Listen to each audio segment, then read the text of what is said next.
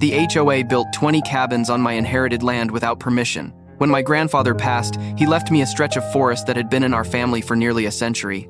It wasn't fancy, but it was peaceful. Old oaks lined the ridge, a stream cut across the meadow, and for me, it wasn't just land, it was legacy. I lived a few towns over, so I didn't visit often, but when I drove out one summer weekend, I froze. Where my family's quiet land once stood, rows of log cabins now crowded the clearing.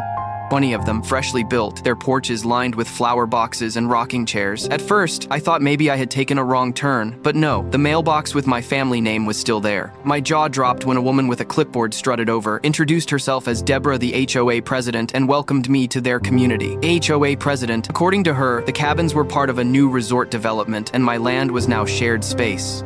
Except I had never sold it. I had never signed anything, and yet they acted like it was theirs. Deborah told me if I wanted to stay involved, I could pay $600 a month in HOA dues.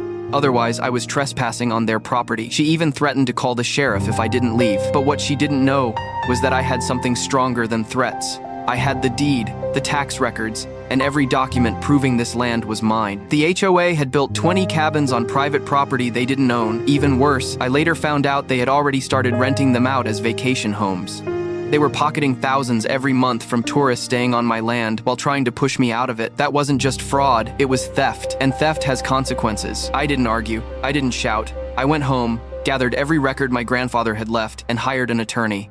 Within weeks, the HOA found themselves in court, scrambling to explain how they had approved construction on land they didn't own. Their developer partner, bankrupt. Their cabins, built on ground that legally belonged to me. And the judge's ruling? Crystal clear. Every penny they made off rentals had to be repaid, and every cabin now belonged to me. The look on Deborah's face when she realized her community project had just handed me 20 cabins for free was priceless. What started as a hostile takeover ended with me as the sole landlord of their entire operation. My grandfather's land was not only safe, it had become a business they built with their own arrogance. So tell me, if an HOA stole your land, would you sell their cabins, rent them out, or burn them to the ground?